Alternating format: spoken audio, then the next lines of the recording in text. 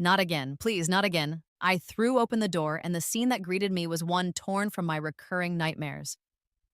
Marcus, my husband, stood before the grand Victorian fireplace in our living room, a sheaf of my manuscript pages in his hand, casually feeding them, one by one, into the hungry orange flames that already consumed a significant portion of the last bookstore.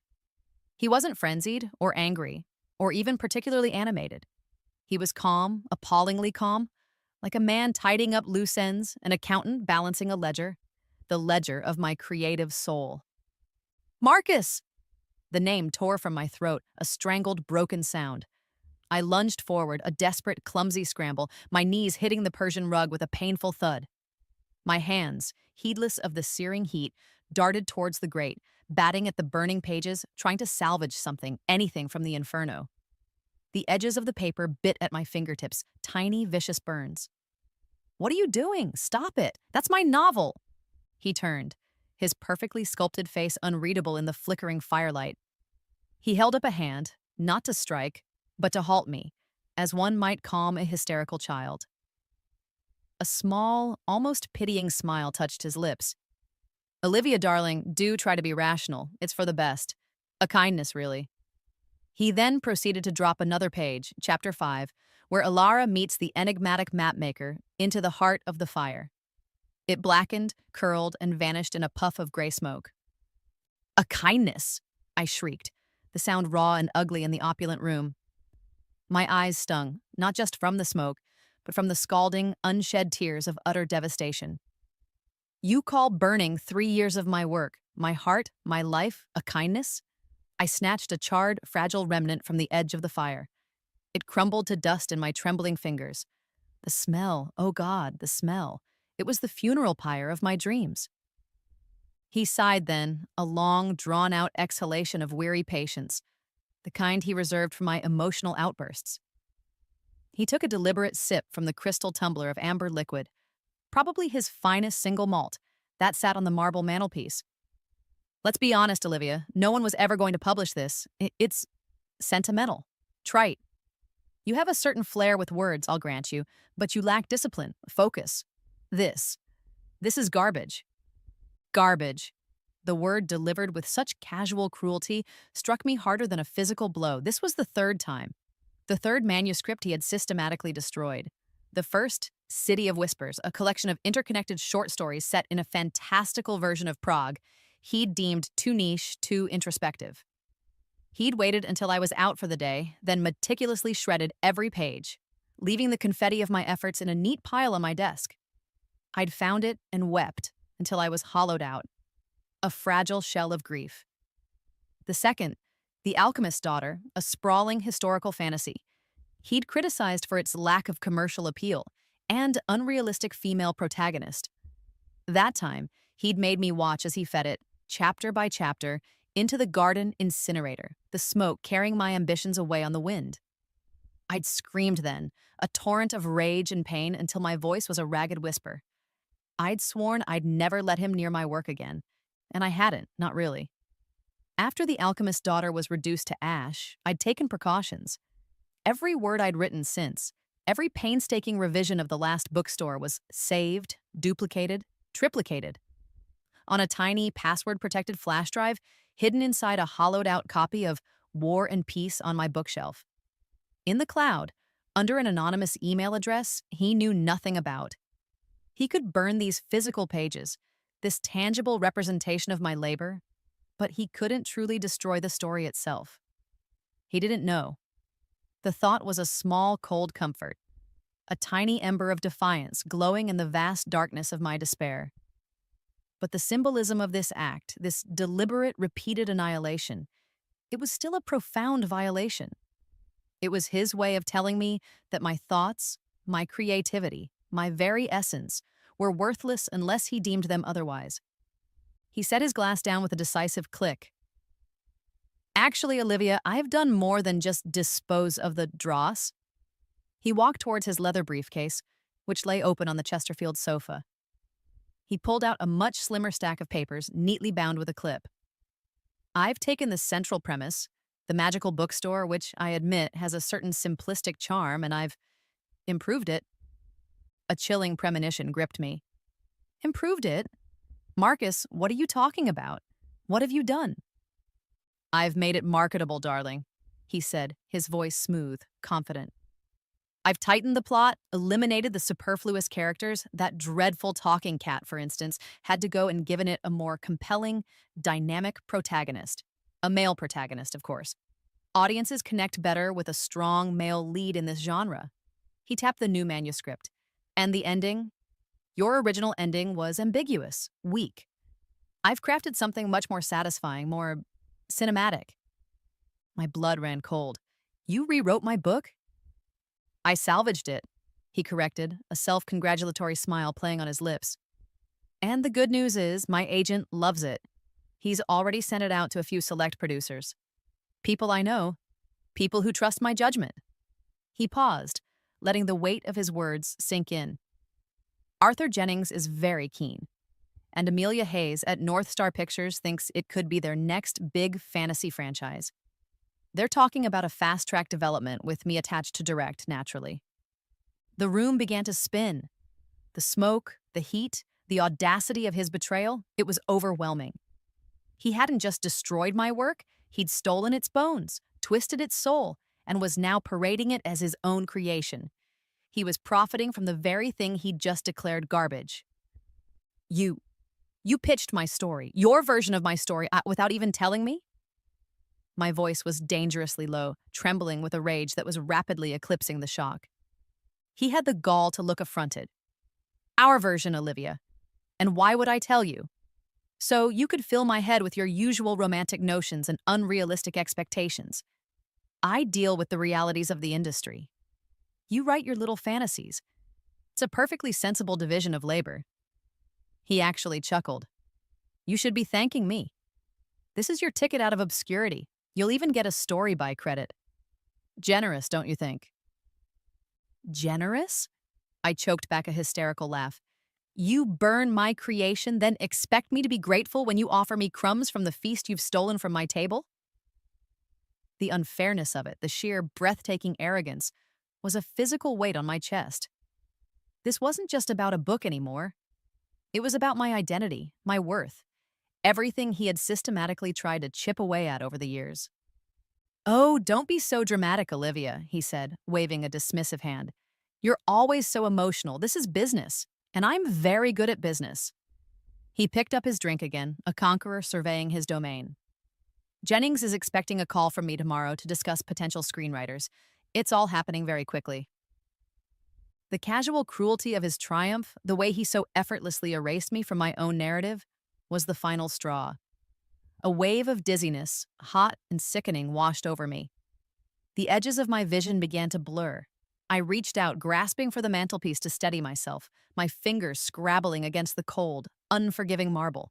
The ornate carving, a cherub with a smug, knowing smile, seemed to mock me. My knees gave way. The last thing I saw before the world dissolved into blackness was Marcus's indifferent face, illuminated by the dying embers of my burning story. The last thing I heard was the faint, distant clinking of ice in his glass.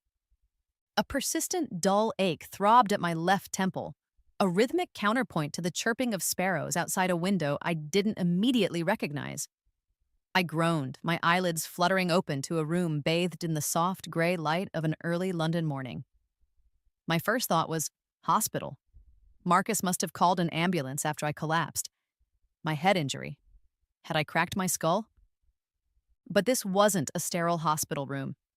The wallpaper was a faded, slightly peeling Laura Ashley print of cabbage roses, a pattern I'd once adored. The duvet pulled up to my chin was soft, worn cotton, printed with cheerful yellow daisies. My old duvet.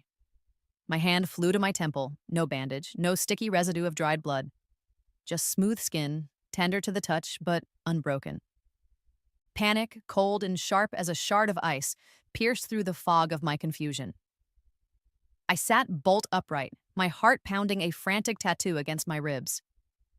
My gaze darted around the small, cluttered bedroom, the rickety pine bookshelf overflowing with dog-eared paperbacks, the chipped ceramic mug on the nightstand, likely holding the dregs of last night's chamomile tea, The ancient, wheezing laptop perched precariously on a stack of literary journals on the small desk by the window. This wasn't just a room from my past. This was the room. My tiny rented room in a shared flat in Earl's Court. The one I'd lived in 5 years ago, right after university, when I was a wide-eyed editorial assistant at Finch and Sparrow Publishing. Before Marcus. Before the grand house, the loveless marriage, the systematic destruction of my creative spirit. "No," I whispered, my voice hoarse. This can't be. It had to be a dream, a vivid, delusionary side effect of a concussion. Perhaps I was in a coma, my mind conjuring this elaborate, strangely comforting tableau from my past. I scrambled out of bed, my bare feet landing on the familiar cool of the painted floorboards, a shiver tracing its way up my spine. The clothes slung over the back of the desk chair, a pair of faded jeans, a slightly misshapen woolen cardigan, were mine. My old clothes. The ones I'd practically lived in during that first year in London. My reflection in the cracked wardrobe mirror was a ghost. Younger, yes, by 5 years. The lines of exhaustion and unhappiness that Marcus had etched around my eyes and mouth were gone. My hair was longer, less styled, the way I used to wear it. There was a hesitant, almost hopeful light in the eyes that stared back, a light I hadn't seen in years. I stumbled toward the desk, my legs unsteady. The laptop. If this was real, the date on the laptop. With trembling fingers, I lifted the lid. It took an eternity to boot up, its ancient hard drive groaning in protest. Finally, the desktop flickered into view, a cheesy motivational poster of a kitten hanging from a branch, captioned, "Hang in there." A default image I'd never bothered to change. In the bottom right corner of the screen, the date glowed softly, May 17th, and the year, displayed in small, unassuming digits, was 5 years prior to the day my world had gone black by the fireplace. A strangled sob escaped my lips. It wasn't a dream. It wasn't a hallucination. It was impossible. Time travel, rebirth. The concepts were so fantastical, so divorced from reality, that my mind struggled to grasp them. Yet the evidence was all around me, irrefutable, tangible. The very air in the room smelled different. A faint mix of dust, old books, and the cheap lavender polish I used to use on the furniture. I needed proof. Undeniable proof that went beyond my own senses, my own fractured memories. My old job at Finch and Sparrow, Sarah, my closest friend there, my confidant in those early, struggling days. Her boyfriend, David. He'd proposed to her around this time. It had been a huge office event, everyone excited, champagne corks popping at lunchtime. I racked my brain trying to recall the exact date. It was after the bank holiday weekend. Yes, May 19th. She'd come in on the Tuesday, beaming, her hand flashing a newly acquired diamond. Today, according to the kitten in the laptop, was May 17th, a Sunday. If, on Tuesday, Sarah walked in engaged, the next 2 days passed in a surreal, disorienting haze. I went through the motions of a life I'd almost forgotten. I called my mother, her voice younger, less careworn. I wandered through the streets of Earl's Court, the familiar landmarks, the scruffy pub on the corner, the little bakery with the stale scones, the newsagent with the perpetually grumpy owner, all exactly as they had been. I felt like a ghost haunting my own past, an observer in a play where I already knew all the lines, all the tragic turns. On Tuesday morning, my stomach was a knot of agonizing suspense. I dressed in the clothes I'd found, feeling like an imposter in my own skin. The tube journey to the Finch and Sparrow offices in Bloomsbury was a blur. I walked into the familiar open-plan office, the scent of stale coffee and photocopier toner instantly transporting me back. I sat at my old desk, a tiny cubicle crammed between the overflowing slush pile and the perpetually jammed printer, my hands clammy, my breath shallow. I pretended to sort through a manuscript, my eyes flitting constantly towards the entrance. 9 o'clock came and went. 9:15. My hope began to fray. Maybe my memory was wrong. Maybe this whole thing was just a cruel, elaborate trick of a damaged mind. Then, at precisely 9:27, Sarah bustled in, her cheeks flushed, her eyes sparkling with an almost unbearable happiness. She made a beeline for my desk, her left hand held aloft, a delicate diamond winking on her ring finger. "Olivia, you will not believe what happened last night," she trilled, her voice bubbling with excitement. "David asked me. He actually asked me. We're engaged." The office erupted. Squeals of delight, impromptu hugs, demands to see the ring. I just stared at Sarah, at the pure, unadulterated joy radiating from her face, and the last vestiges of my disbelief shattered, crumbling into a million pieces. It was true, all of it. I was back, 5 years back, with a clean slate, a second chance. A dizzying wave of emotion washed over me, relief so profound it was painful, terror at the sheer cosmic unlikeliness of it all, and then, slowly, powerfully, a burgeoning sense of fierce, unyielding determination. I had been given an impossible gift, a chance to undo the mistakes, to avert the tragedies, to reclaim the life that Marcus Thorne had so systematically tried to extinguish. That evening, back in the quiet solitude of my tiny Earl's courtroom, the kitten on the laptop screen seemed to offer a knowing wink. I opened the document folder, my fingers hovering over the file named The Last Bookstore _draft _May 16. This time, when I opened it, I didn't just see an unfinished story. And I saw potential. I saw the flaws, yes, the sentimental passages Marcus had so cruelly derided, the plot holes I hadn't yet plugged. But I also saw the heart of it, the magic that had first sparked the idea. And now, armed with the painful lessons of a future I had already lived, I saw, with blinding clarity, how to make it not just good, but extraordinary. How to make it strong enough to withstand any storm, any critic, any fire. This time, Marcus Thorne would not get his hands on my story. This time, Olivia Holloway was writing her own ending. The knowledge of my impossible second chance was a terrifying, exhilarating tightrope walk. One misstep, one deviation from the narrow path of my new resolve, and I could tumble back into the abyss of Marcus Thorne's making. But with the terror came a clarity I hadn't possessed in years. My tiny Earl's courtroom, once a symbol of my lonely struggle, transformed into a war room, the epicenter of my strategic resurrection.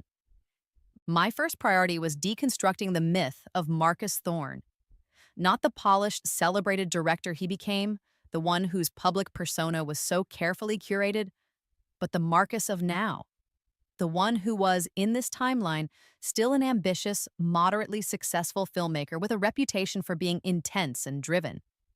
I needed to understand the predator before he even scented my presence.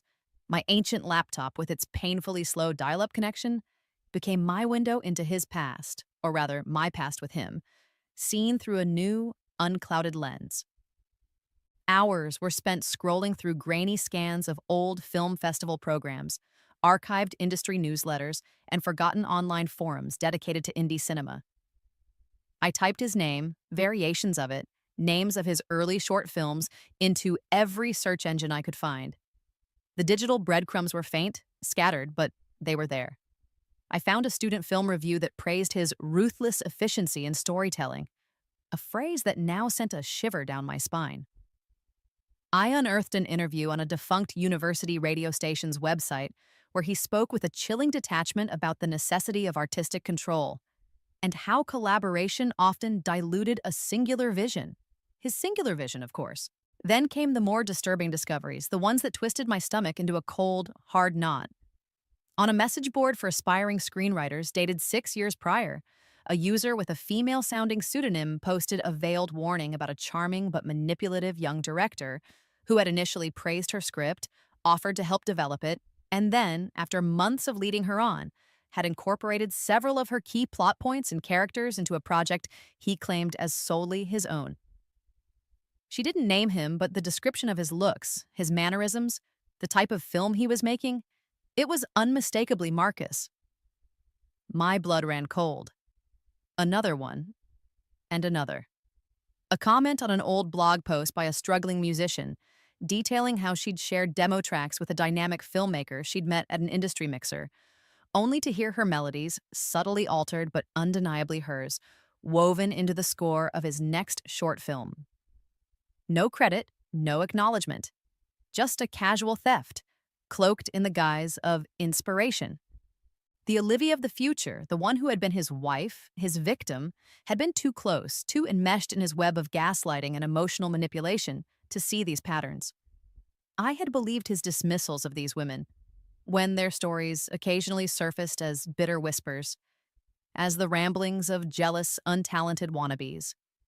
Now, with the clarity of hindsight and the raw wound of my own experiences, I saw the truth. He was a predator who fed on the creativity of others, particularly women he perceived as vulnerable, less established. He'd draw them in with his charisma, his promises of mentorship and collaboration, then systematically absorb their ideas, their energy, their confidence, leaving them hollowed out and doubting their own worth. I wasn't unique. I was just another casualty in his carefully orchestrated campaign of creative vampirism. The anger that rose in me was a clean, cold flame. It didn't consume me with helpless rage, as it had in the past. It forged a core of steel within me. This wasn't just about reclaiming my own story anymore. It was about ensuring he couldn't do this to anyone else, starting with me, in this new, precious timeline. I bought a large, cheap whiteboard from a discount office supply store on Tottenham Court Road and propped it against the peeling wallpaper of my bedroom wall. With a set of brightly colored dry erase markers, I began to map out my 5-year plan. At the top, in bold red letters, I wrote, Project Reclamation. Underneath, columns emerged. Literary milestones, London Book Fair, Year 1, Year 2, Year 3, Established Presence, Network with Agents, International Scouts. Frankfurt Book Fair, Year 3 onwards for translation rights.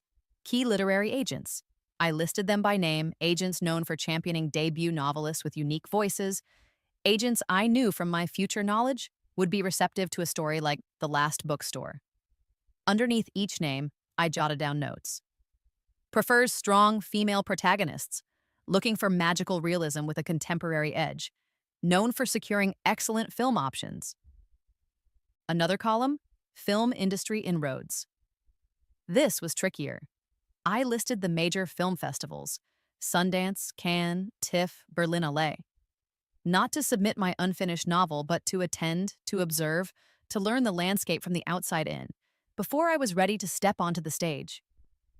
I listed the producers Marcus had eventually targeted: Arthur Jennings, Amelia Hayes. I noted down the release dates of Marcus's upcoming films in this timeline, the festivals they'd screen at, the interviews he'd likely give.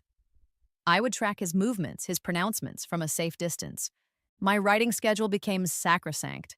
The early mornings before the demands of my editorial assistant job were for The Last Bookstore.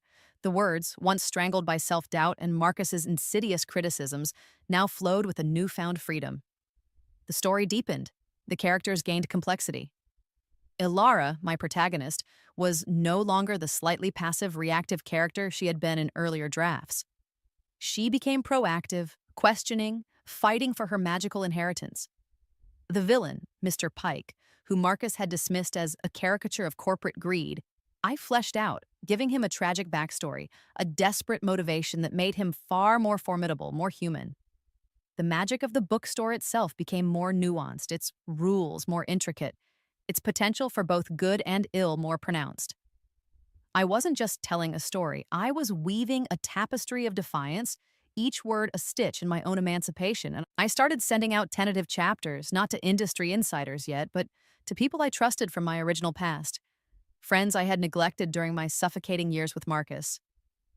Clara, my old university writing partner, who is now, in this timeline, working at a dusty independent bookshop in Hampstead. Her literary judgment as sharp as ever. Ann Thomas, a kind, thoughtful editor from a small poetry press I'd interned for, whose gentle critiques had always been insightful and encouraging. Clara's emails were a lifeline. "Liv, this is magnificent," she wrote after reading the first 50 pages. "Ilara's voice is so compelling, but that scene in chapter 4 where she first discovers the whispering book, could you linger there a little longer? Show us her fear, her awe, really make us feel the uncanniness of it." Thomas, more reserved, focused on the prose. "Some beautiful passages here, Olivia. Watch out for a tendency towards overly elaborate sentence structures in the descriptive sections. Sometimes, simpler is more powerful. Let the magic speak for itself. Their feedback was like cool water on parched earth, constructive, specific, aimed at strengthening my vision, not imposing theirs. It was the antithesis of Marcus's help, which had always been about subtly twisting my ideas to fit his own narrative, to make them more Marcus-like. My confidence, so long battered and bruised, began to mend. I was a writer, a good writer. My story had merit. It deserved to be told, and told on my own terms. The whiteboard filled up. Timelines for finishing the manuscript. Query letter drafts.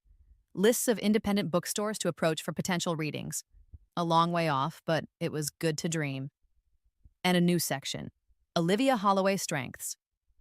Underneath, I wrote, resilience, unique voice, knowledge of future market, use wisely. Determination. Staring at those words, I felt a flicker of the powerful woman I was becoming, the woman I should have been all along. The final part of my initial strategic plan was to understand the film producers Marcus had so arrogantly claimed as his contacts, Jennings and Hayes, not as names he dropped, but as individuals with specific tastes and track records. I haunted the BFI library, watching their back catalogs, reading old interviews in Sight and Sound and Empire. Jennings, I noted, had a penchant for faithful, slightly reverent adaptations of classic novels. Hayes, on the other hand, seemed drawn to more contemporary, quirky stories, often with a magical realist bent and strong, flawed heroines. Her company, North Star Pictures, had a reputation for taking risks on new talent and for fostering collaborative relationships with authors. A spark of excitement ignited within me. Amelia Hayes. She was the one. If the last bookstore was ever to find a home on screen, North Star felt like the right constellation. The path ahead was daunting, filled with uncertainty. But for the first time in what felt like an eternity, I wasn't walking it in the suffocating shadow of Marcus Thorne.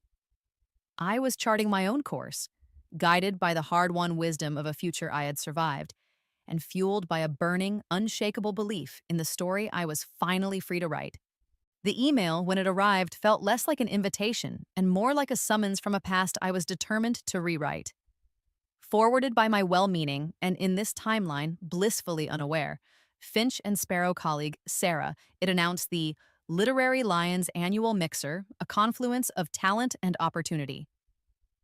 My stomach lurched. This was it, the very event, the very gallery space in Mayfair where Olivia Holloway, naive and starstruck, had first encountered the devastatingly charming, insidiously destructive Marcus Thorne. A significant part of me, the part that still flinched from the phantom smell of burning paper, screamed to decline. To feign illness, to run in the opposite direction. Why willingly walk back into the orbit of the man who had systematically tried to dismantle my soul? But the Olivia who now inhabited this younger body, this second chance, was no longer governed by fear alone. She was armed with foreknowledge, fueled by a cold, hard resolve. Avoiding him wasn't the plan.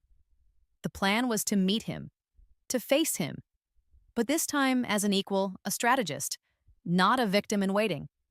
This encounter was a crucial reconnaissance mission, a chance to observe the enemy in his natural habitat before he even knew he was on my radar.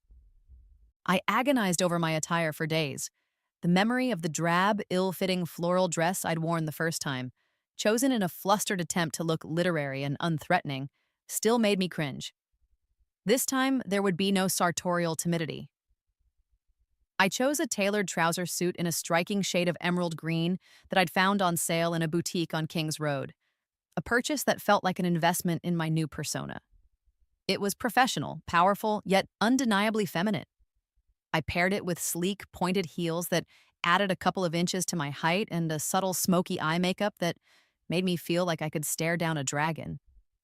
My crimson lipstick, a shade I'd named Retribution Red in my head, was the final touch, a slash of defiance.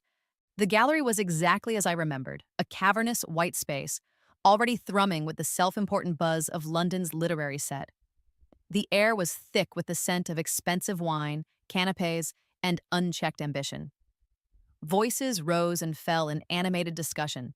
Names were dropped like confetti, and business cards exchanged with the practiced flicks of seasoned players. I took a flute of sparkling water from a passing tray, my hand surprisingly steady, and found a relatively quiet spot near a modern sculpture that looked suspiciously like a pile of discarded plumbing. From there, I could survey the room. It didn't take long to spot him. Marcus was, as always, the center of his own universe, a small constellation of eager listeners orbiting him. He was leaning against a plinth, one hand gesticulating animatedly as he spoke, the other holding a glass of red wine. His dark hair, artfully tousled, caught the gallery lights. He looked every inch the rising star, the charismatic auteur, and utterly, repellently familiar. The confident set of his jaw, the way his eyes crinkled at the corners when he delivered a particularly witty line, the almost predatory grace of his movements. I saw it all now, not through the rose-tinted glasses of infatuation, but with the cold, hard clarity of experience. I didn't rush, I let the scene play out, observing his interactions, the way people deferred to him, laughed a little too loudly at his jokes. I needed to reacclimatize myself to his presence, to neutralize the lingering emotional charge his memory still held. When I felt ready, my composure a carefully constructed shield, I began a slow, deliberate circuit of the room, ensuring I would eventually cross his path, but not in a way that seemed too eager, too obvious.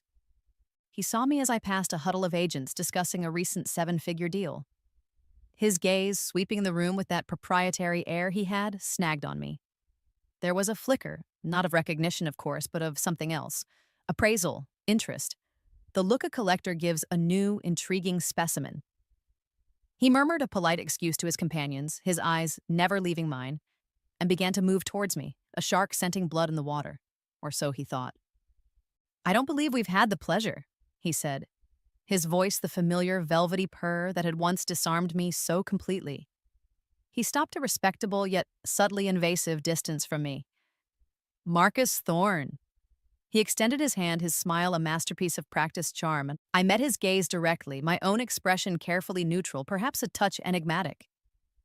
"Olivia Holloway," I replied, my voice calm, my handshake brief and firm, not the lingering, slightly flustered grip I'd offered him in that other life. "Olivia," he repeated, drawing out the syllables as if savoring a rare vintage. His eyes, those intense laser blue pools, did their work, trying to draw me in, to make me feel like the sole focus of his universe. "That's a beautiful name. Are you a writer, Olivia?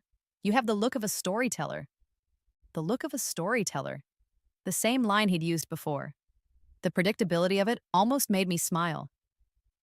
"I am, as a matter of fact," I said, allowing a hint of polite surprise into my tone. "I'm working on my first novel." "Fascinating." He leaned in a fraction, lowering his voice conspiratorially, creating a bubble of intimacy in the crowded room. "You must tell me about it. I'm always on the lookout for fresh talent, for stories that resonate." "And so," I told him, not with the breathless, nervous enthusiasm of our first encounter, where I'd practically blurted out my entire life story along with the plot of my then manuscript. This time I was measured, concise. I gave him the hook for The Last Bookstore. It's a story about a young woman, Alara, who inherits a very old, very peculiar bookshop in a hidden London alley.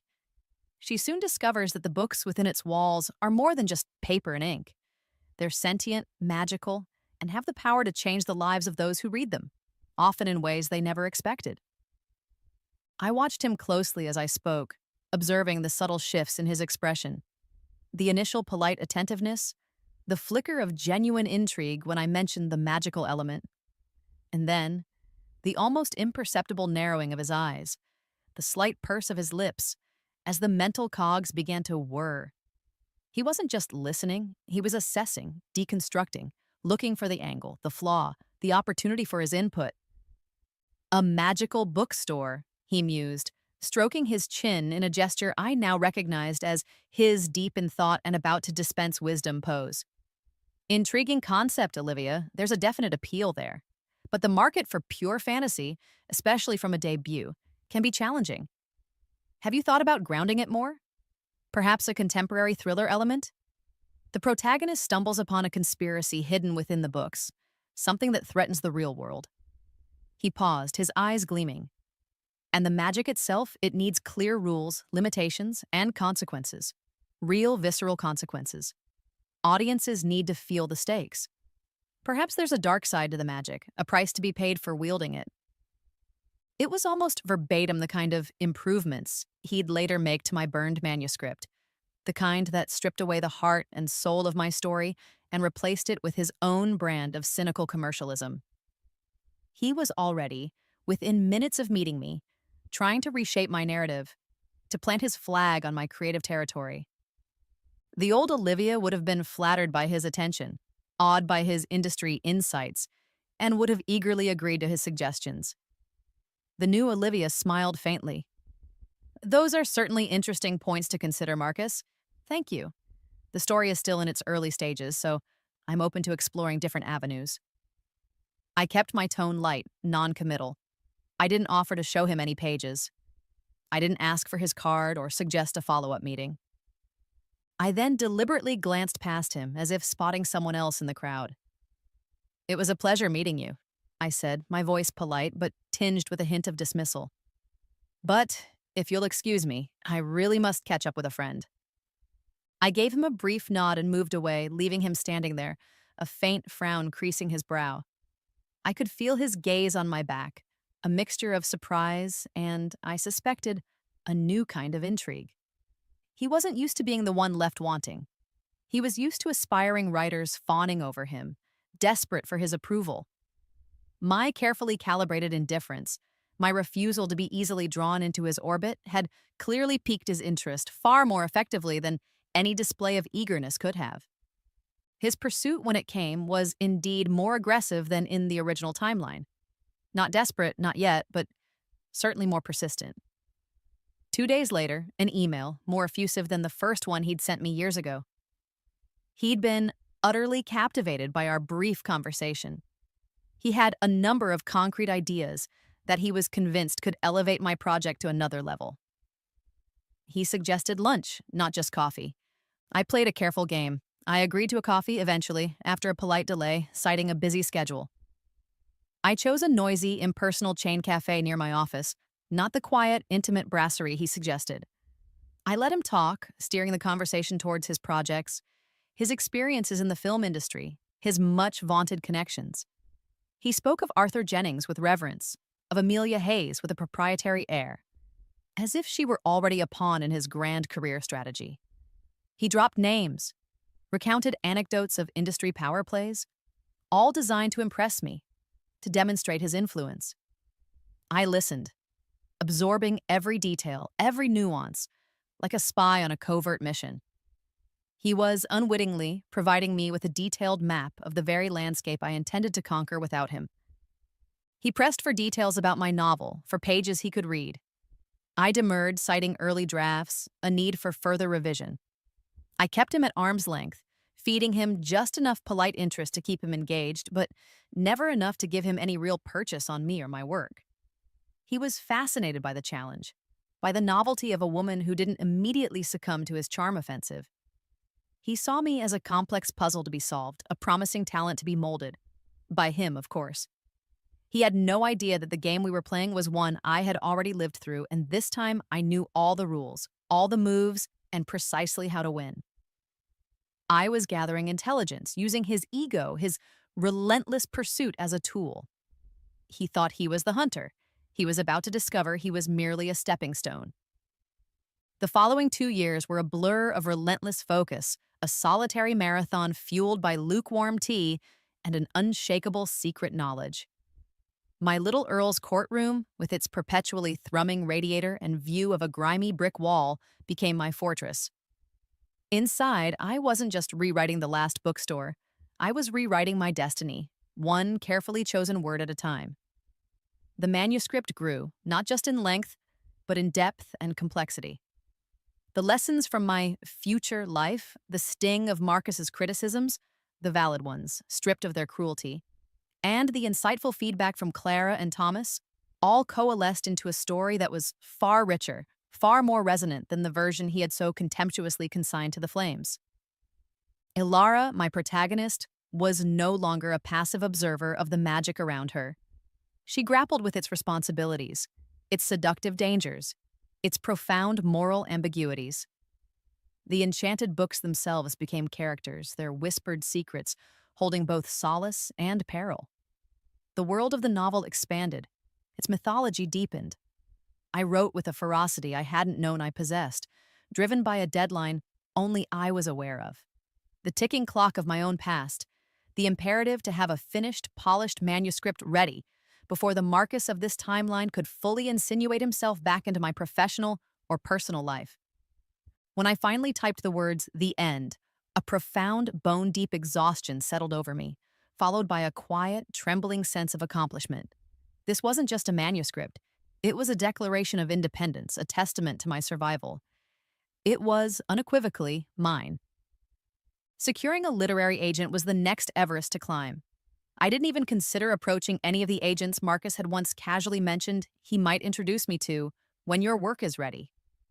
His endorsement would be the kiss of death, a mark of Cain I was determined to avoid. Instead, I meticulously researched agents who were known for championing unique voices, for discovering debut talent, for not being afraid of stories that blurred genres. My future knowledge provided a few key names, agents who had, in the intervening 5 years of my lost life, risen to prominence. The query letters went out, dozens of them, each one a carefully crafted distillation of my novel's soul, accompanied by the requisite sample chapters. The rejections began to trickle in, then flood. Polite form letter dismissals that stung despite my best efforts to remain detached. Not right for our list at this time. We wish you the best of luck placing your work elsewhere. Each one was a small pinprick to my fragile, newly won confidence. Doubts, those insidious whispers Marcus had so skillfully cultivated, began to creep back in.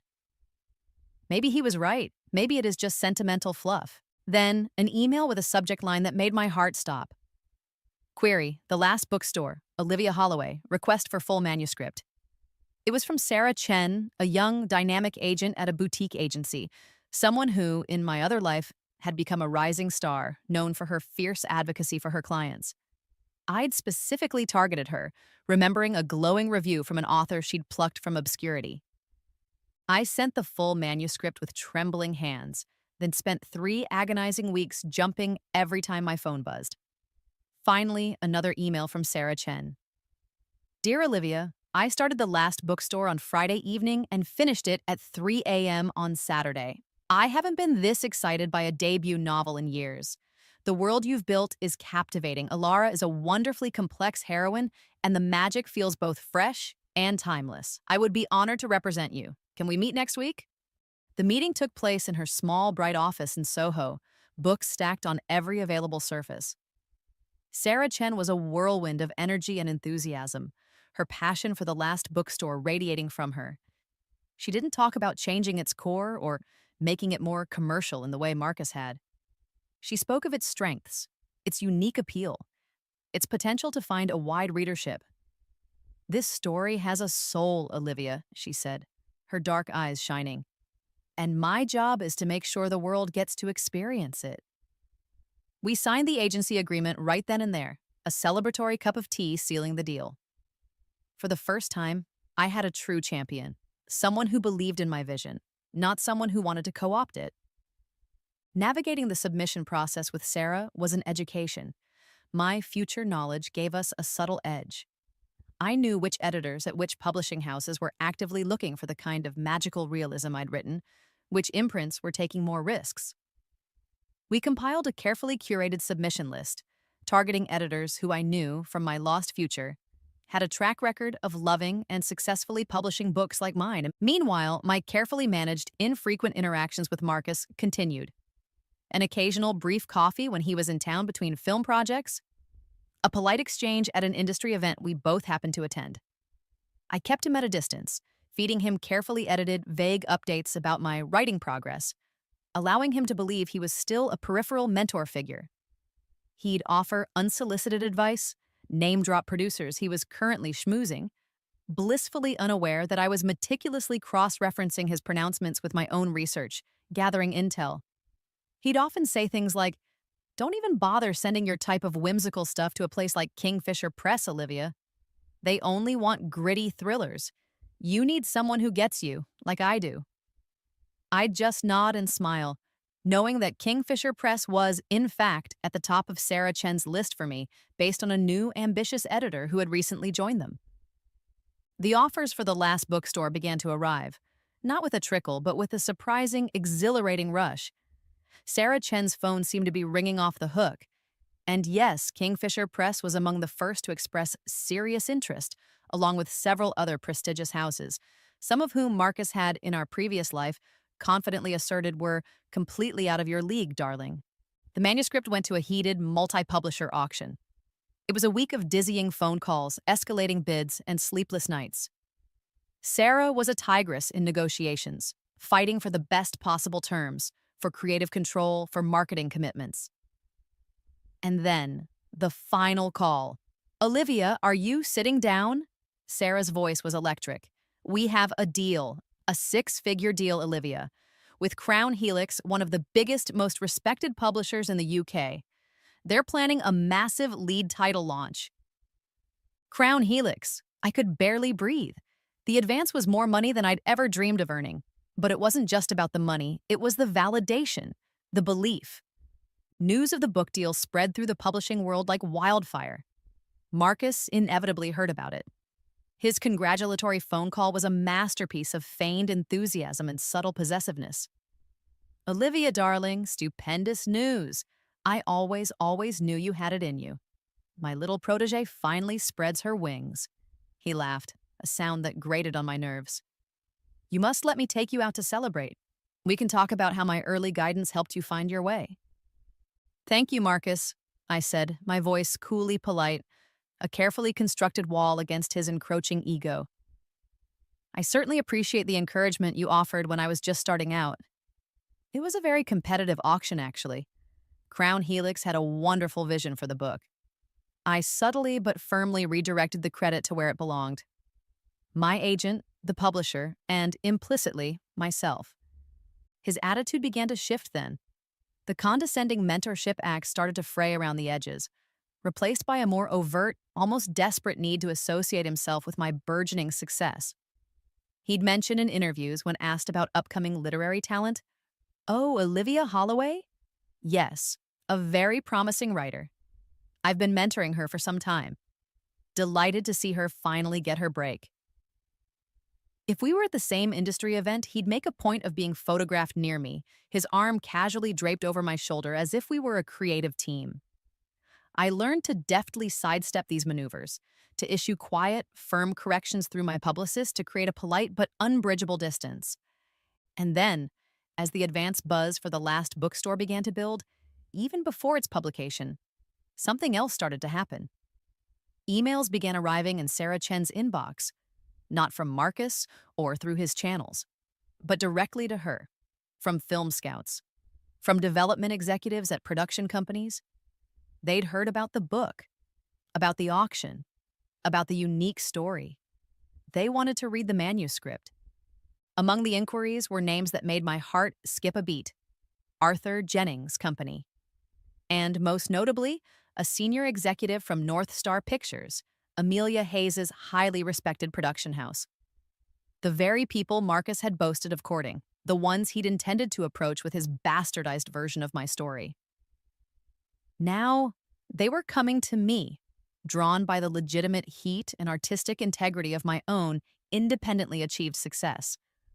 A slow, triumphant smile spread across my face as Sarah read out their names. Marcus had tried to burn my story to the ground.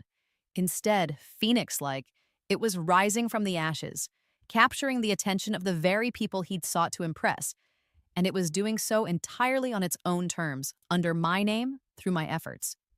The game was far from over, but this round, unequivocally, was mine. Publication day for the last bookstore dawned crisp and bright, a London autumn morning that felt charged with a nervous, electric energy. Waking in my small Earl's Court flat, a place I still cherished for its role in my rebirth, I felt a tremor of disbelief. This was it. After years of secret toil, of battling demons both internal and external, my story was about to step out into the world, naked and vulnerable, yet also, I hoped, resilient and true. Holding the first finished copy, delivered by a breathless courier from Crown Helix the evening before, had been an almost religious experience. The weight of it in my hands, the smooth, matte finish of the cover art, a subtly magical depiction of Alara standing before the enchanted shop, the crisp smell of new paper and ink, my name, Olivia Holloway, printed in elegant serif beneath the title. Tears had welled, not of sorrow this time, but of a profound, cleansing joy. I had done it. Against all odds, against him, I had done it. The initial reviews started to appear online within days, and they were astonishing. A spellbinding debut. Holloway has crafted a world so immersive, so imbued with a quiet, captivating magic, that readers will yearn to lose themselves within the aisles of the last bookstore, raved The Guardian. More than just a fantasy, this is a novel about the power of stories themselves and the courage it takes to find one's own narrative. Olivia Holloway is a writer to watch, proclaimed a lead review in the Times literary supplement. Words like luminous, enchanting, a modern classic in the making were being used. I read them with a kind of dazed wonder. The ingrained voice of Marcus's criticism, his dismissals of my work as sentimental garbage, finally, blessedly, beginning to recede. The book tour was a whirlwind. Launch parties in London and Manchester, readings in packed independent bookstores from Edinburgh to Brighton, interviews for radio, literary podcasts, even a brief, terrifyingly exciting spot on a morning television book segment. I found myself speaking about Alara and her magical world with a confidence that would have been unthinkable for the Olivia of 5 years prior. The questions about my inspiration, my writing process, the themes of hope and resilience in the novel, I answered them honestly, passionately, drawing from the deep well of experience that had forged both the story and its author. My future knowledge, while not directly applicable to predicting interview questions, gave me a broader understanding of the literary landscape, a sense of perspective that allowed me to engage with critics and readers with a calm, informed grace. Marcus, predictably, attempted to bask in my reflected glory. He appeared uninvited but beaming at my official London launch party, held in the elegant rooms of a Mayfair literary club.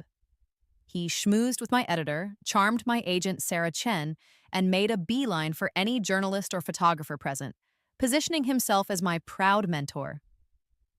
Olivia has been a dear friend and something of a protege for years. I overheard him telling a reporter from a glossy magazine, his arm casually slung around my shoulder as a flashbulb popped. I always knew she had this extraordinary talent, just needed a little guidance to unlock it. I extricated myself from his grasp with a polite smile. Later, when the same reporter asked me about Marcus's influence, I chose my words carefully. Marcus has certainly been a prominent figure in the creative industries for some time, and his early encouragement, like that of many friends and former colleagues, was appreciated as I was finding my way, I said, my tone warm, but unequivocally placing him as one of many, not the singular Svengali he portrayed himself to be. But the last bookstore was a very personal journey, one I largely navigated with the incredible support of my agent and my brilliant editor at Crown Helix. It was a subtle but firm reclaiming of my narrative, a public drawing of boundaries he continually sought to blur. Then the news that made my agent scream with delight down the phone line. The last bookstore hit the Sunday Times bestseller list, number 7 in its first week, then number 4, then, incredibly, number 1. It stayed there for 3 consecutive weeks. The book wasn't just a critical darling, it was a commercial phenomenon. Readers were connecting with Alara's journey, with the magic of the little shop, in a way that surpassed my wildest dream. My little story, the one Marcus had tried to extinguish, was now a beacon. And with that kind of success, the already simmering film interest boiled over. It was no longer just polite inquiries from film scouts. It was serious, concerted pursuit from major production companies, both in the UK and increasingly from Hollywood. My agent's phone was ringing off the hook. The carefully compiled list of producers I'd researched with such diligence in my Earl's Court flat was now a list of people actively seeking meetings with me. Among them, inevitably, were the very names Marcus had once dangled before me like precious, unattainable jewels. Arthur Jennings' company sent a beautifully bound copy of one of his classic adaptations with a handwritten note expressing his profound admiration for my novel. And then, an email from Amelia Hayes herself, the dynamic head of North Star Pictures. Not a tentative feeler from a junior executive, but a direct personal message. She wrote of how the last bookstore had captivated her, how she'd read it in a single sitting, how she believed it had the potential to be a truly special, beloved film. She wanted to fly to London to meet me to discuss her vision. A shiver went down my spine as I read her words. This was it. The exact opportunity with the exact producer Marcus had been so desperate to impress with his mangled version of my story. But this time, they weren't interested because of Marcus Thorne's connections or his supposed directorial genius. They were interested because of Olivia Holloway, best-selling author of The Last Bookstore. The path he had tried to steal, the one he had tried to manipulate me onto under his control, was now opening before me, paved by my own success, my own uncompromised vision. I began the process of evaluating the offers with Sarah and a newly hired razor-sharp film agent she recommended. We looked beyond the financial terms, scrutinizing each company's track record with literary adaptations, their relationships with authors, their willingness to grant creative input. I wasn't just selling film rights. I was entrusting my creation to someone else's hands. And I needed to be sure those hands were respectful, capable, and aligned with the spirit of the book. Marcus watched all of this from the sidelines, his frustration growing with every fresh news item about my success, every glowing review, every mention of escalating film interest. His own latest film, a gritty, self-consciously dark thriller, had underperformed at the box office and received lukewarm reviews. The contrast between my soaring trajectory and his stagnating one was not lost on him, or on the industry gossips. His attempts to associate himself with my work became more desperate, more blatant. He gave an interview to a film blog where he spoke at length about the years of creative dialogue we'd supposedly shared, hinting that many of the core ideas in The Last Bookstore had emerged from our collaborative brainstorming sessions. My publicist at Crown Helix, a wonderfully shrewd woman named Fiona, drafted a polite but unequivocal statement clarifying that while Mr. Thorne was an acquaintance, the novel was entirely my own creation. We didn't engage in a public spat. That would only give his claims more oxygen. Instead, we focused on celebrating the book's success, on my voice, my story. But Marcus's resentment was a palpable thing, a sour note in the symphony of my triumph. He started making disparaging remarks about my work to mutual acquaintances, comments that inevitably found their way back to me. It's a charming little trifle, of course, but hardly groundbreaking. Or, she's very lucky the market for that sort of sentimental escapism is so strong right now. I learned to let these barbs slide off me. His bitterness was a testament to his own insecurity, his own diminishing power in the narrative of my life. I was Olivia Holloway, the best-selling author. He was rapidly becoming a footnote in my story, a bitter, fading echo of a past I had not just survived, but triumphantly transcended. And the most exciting chapter, the one where Hollywood came calling on my terms, was just beginning. The success of The Last Bookstore transformed from a gentle rolling wave into a full-blown tsunami of industry attention. The phrase bidding war began to be whispered, then spoken outright, in connection with the film rights. My new film agent, a sleek, fast-talking Hollywood veteran named Leo Maxwell, whom Sarah Chen had brought on board, was practically vibrating with excitement. "Kid, we've got a genuine frenzy on our hands," he'd crowed down the phone line from LA, his voice thick with the satisfaction of a shark scenting a particularly juicy deal. Every studio, every major production house, they all want a piece of Alara and her magical shop.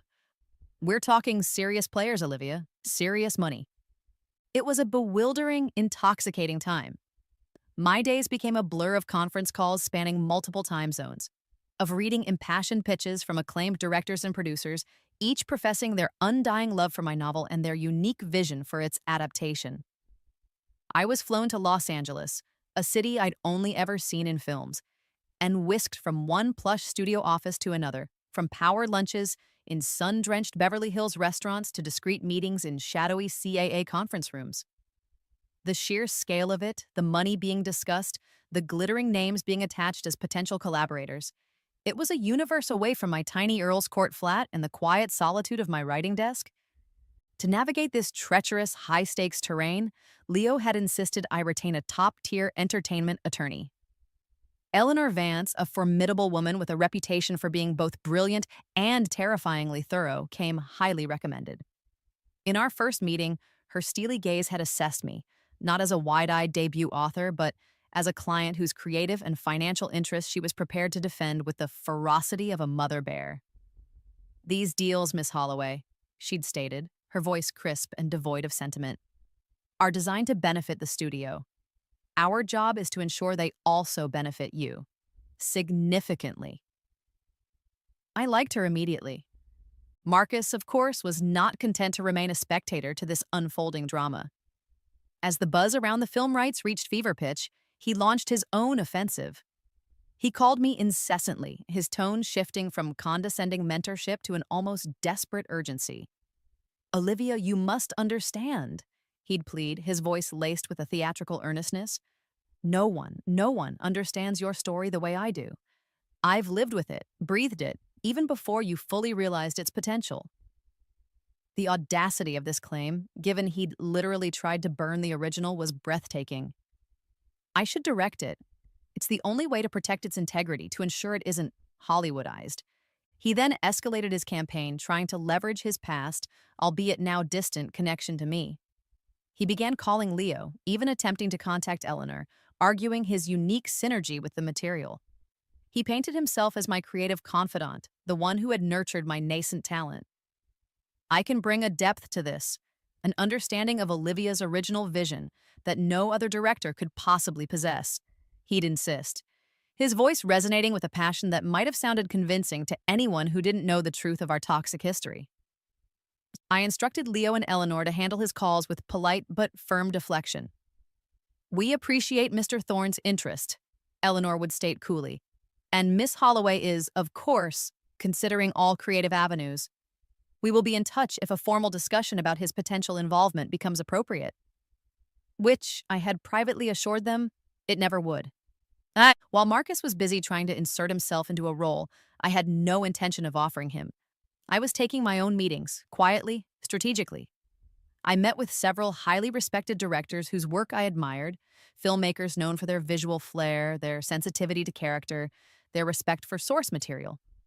I listened to their interpretations of The Last Bookstore, asked pointed questions about their proposed approach, their casting ideas, their willingness to collaborate with an author who intended to be more than just a passive name on a credit roll. This wasn't just about finding a director, it was about finding a creative partner, someone who would honor the soul of my story. And then came the formal offer from North Star Pictures, spearheaded by Amelia Hayes. Her pitch wasn't the flashiest, nor was their initial financial offer the absolute highest, though it was certainly in the top tier. But what set it apart was Amelia herself. She spoke about Alara not as a plot device, but as a young woman she genuinely connected with. She understood the nuances of the magic, the bittersweet undertones of the narrative, the quiet power of the bookstore itself. She didn't talk about changing the ending, or adding a gratuitous love triangle, or making the protagonist male. She spoke of fidelity, of emotional truth, of wanting to create a film that would feel like stepping inside the pages of the book. And crucially, she was not only open to, but enthusiastic about my active involvement. This was where my strategic game with Marcus came into play. In one of our brief, unavoidable phone calls, initiated by him, of course, I let slip with carefully feigned casualness, "North Star Pictures has made a very interesting proposal, Marcus. Amelia Hayes seems to genuinely love the book." His reaction was immediate, a surge of triumphant ego palpable even over the phone. "Amelia, of course. I've known Amelia for years, darling. A brilliant woman. She has excellent taste, naturally." He practically purred. "I'm sure my early conversations with her about the potential of your core concept, even before you'd fully developed it, helped pave the way. I can certainly put in a good word, reinforce her enthusiasm. Let her know I'm available to guide the project. Ensure it stays true to that initial spark we discussed." "That's very thoughtful of you, Marcus," I'd said, my voice a masterpiece of false gratitude. I let him believe he was still a player, that his influence mattered. It kept his ego stroked, his attention slightly misdirected, while Eleanor, Leo, and I engaged in the real, hard-nosed negotiations with North Star. Learning from the bitter lessons of my past, my non-negotiables were clear. An executive producer credit that carried genuine weight, not just a vanity title. Meaningful consultation on the screenplay at every stage, from outline to final polish. Approval over key casting choices, particularly for Alara. And a commitment to preserving the fundamental themes and emotional core of the novel. Eleanor fought for these clauses with the tenacity of a bulldog, her legal arguments precise and unyielding. Leo, meanwhile, ensured the financial package was commensurate with the book's global success and the fierce competition for its rights. There were moments during tense late-night calls with LA when I felt the old Olivia, the one who doubted her worth, begin to surface. Was I asking for too much? Was I being unreasonable? But then I'd remember the acrid smell of burning paper, Marcus's dismissive voice, and the resolve would harden within me. This wasn't just about a film deal. It was about reclaiming my power, my voice, my story. Finally, after weeks of intense back and forth, the deal was struck. North Star Pictures had secured the film rights to The Last Bookstore. The terms were everything I had hoped for and more. I would be an executive producer with meaningful creative input enshrined in the contract. The financial compensation was staggering, and the team at North Star, led by Amelia Hayes, felt like genuine partners, people who respected my work and were committed to bringing it to the screen with integrity. The day I signed the contract in Eleanor Vance's London office, the city's sunlight streaming through the large windows, I felt a profound sense of peace, of a circle finally, satisfyingly closed. I had not just survived, I had triumphed on my own terms. The official announcement was made via a joint press release from Crown Helix and North Star Pictures, trumpeted across all the major industry trades. Best-selling author Olivia Holloway to executive produce film adaptation of her phenomenon, The Last Bookstore with North Star Pictures. My name, my role, front and center. Marcus, I learned later from a rather gleeful Leo, had been completely blindsided. He'd apparently been calling Amelia Hayes, offering his unsolicited guidance, blissfully unaware that the deal was being finalized without his involvement, without his control, without him. When the news broke, his fury was reportedly legendary. He called me, his voice no longer smooth or manipulative, but raw with disbelief and impotent rage. "You signed with North Star without me? After everything I did to connect you with Amelia?" "The deal was concluded this morning, Marcus," I stated, my voice calm, betraying none of the quiet satisfaction that was singing through my veins. Amelia and her team presented the most compelling vision for the film, and their commitment to authorial involvement was unparalleled. It was the best decision for the book. A strangled sound came down the line. "But I was supposed to direct. I was supposed to be the one shaping it. You used me." "I made the best creative and business decision for my work, Marcus," I replied, the words clear, definitive, and entirely my own, as any author would. He hung up, the click of the receiver echoing the final, definitive severing of his parasitic hold on my creative life. He had been outmaneuvered, outplayed, and rendered utterly irrelevant to the future of the story he had once so arrogantly tried to claim. The victory was sweeter than any fiction I could ever write. The party to celebrate the North Star Pictures deal for The Last Bookstore was exactly the kind of glittering, champagne-fueled affair that the Marcus of my previous life would have reveled in, holding court, soaking up the adulation. It was held at a chic rooftop bar in Soho, the kind with panoramic views of the London skyline, fairy lights twinkling like fallen stars, and an endless parade of perfectly crafted canapés. Industry power players mingled with literary lions, agents clinked glasses with producers, and the air buzzed with the intoxicating hum of success. My success. I stood near the edge of the terrace, a flute of sparkling elderflower press in my hand. I needed my wits about me tonight, accepting congratulations. My agent, Sarah Chen, and my film agent, Leo Maxwell, flanking me like a protective honor guard. I felt a strange sense of calm, a detached amusement almost, as I navigated the effusive compliments and shrewdly veiled inquiries. I was no longer the nervous, easily overwhelmed ingenue. I was Olivia Holloway, executive producer, the architect of my own narrative, and I knew, with an unshakable certainty, that Marcus would make an appearance. He wouldn't be able to resist. He arrived late, a calculated entrance designed to draw attention. But the room, once his for the commanding, merely offered a polite ripple of acknowledgement before returning to its myriad conversations. He looked diminished. His usual bespoke suit seemed a little looser, his artfully disheveled hair a touch more genuinely unkempt.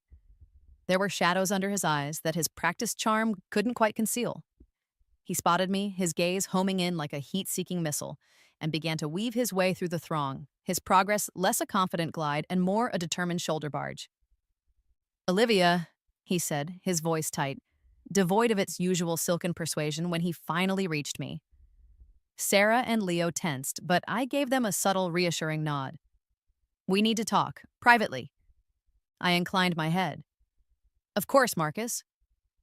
I led him away from the main throng towards a secluded corner of the terrace, shielded by a large potted olive tree, the distant sounds of the party a muted backdrop to the confrontation I knew was inevitable and for which I was finally, utterly prepared.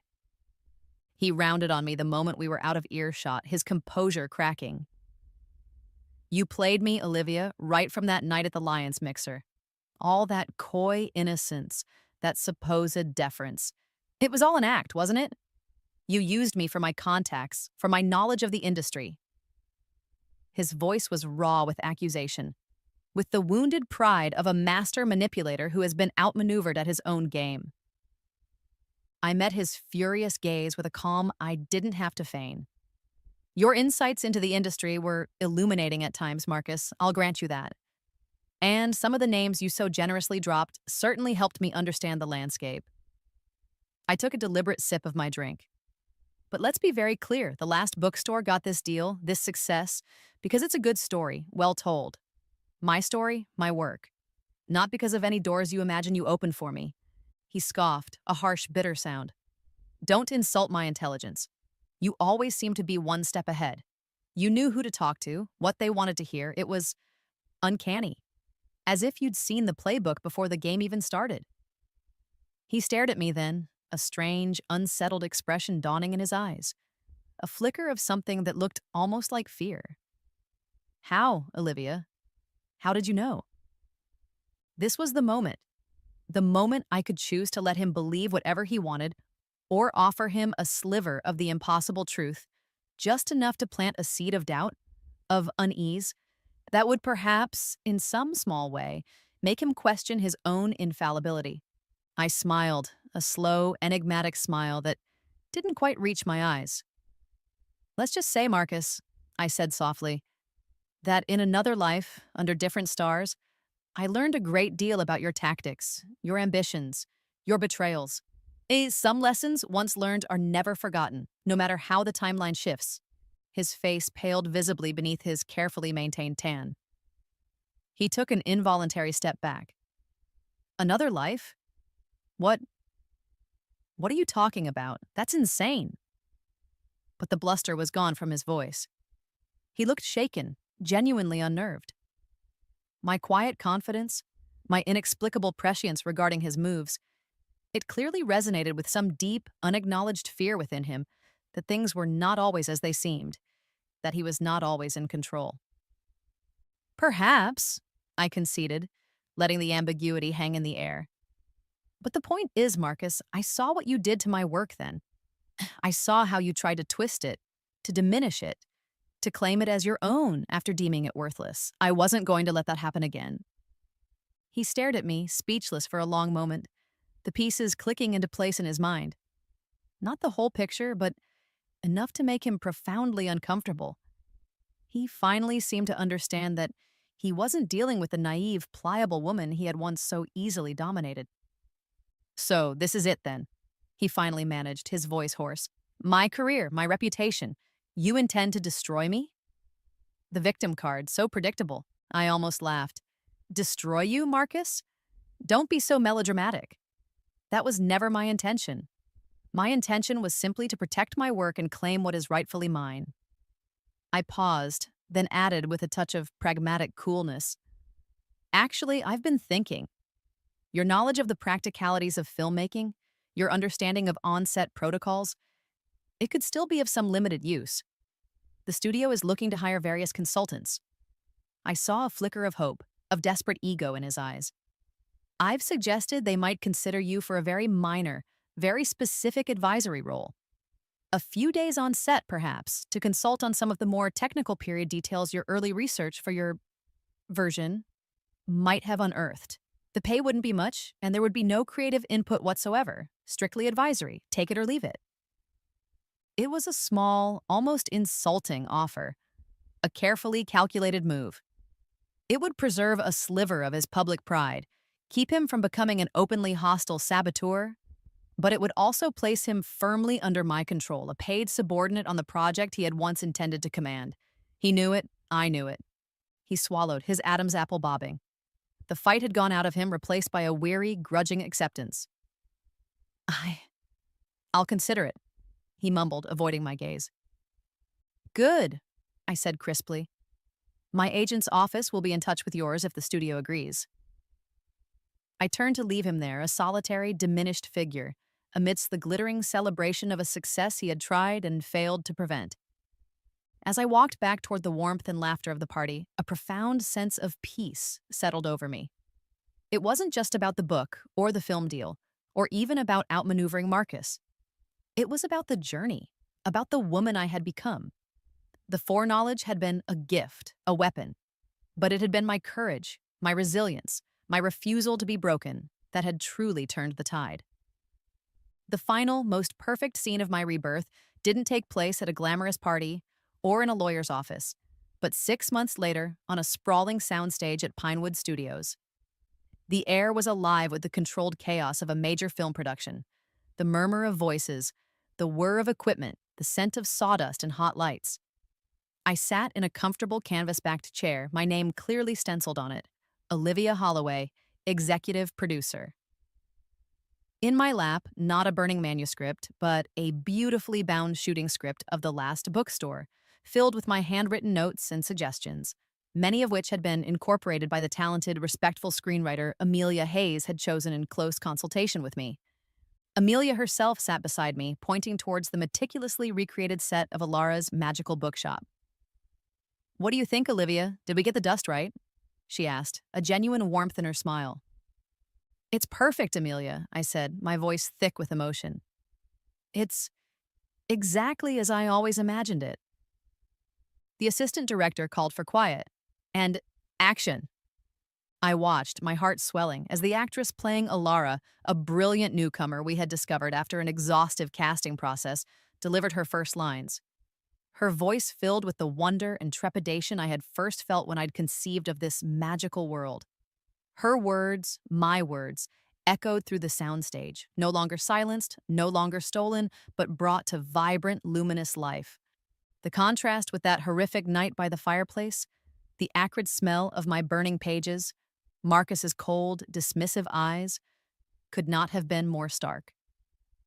Then, my story was ash and despair. Now it was light and movement and shared creation, its magic tangible, its future limitless. As the scene concluded and the director yelled, "Cut! Beautiful, everyone!" I leaned back in my chair, a slow, satisfied smile spreading across my face. Later, when the film was released, my name would appear in the credits twice, based on the novel by Olivia Holloway, and then again, higher up, more prominent. Executive producer, Olivia Holloway. My story, my vision, my victory, illuminated on the silver screen for the entire world to see, and that I knew was the most powerful magic of all.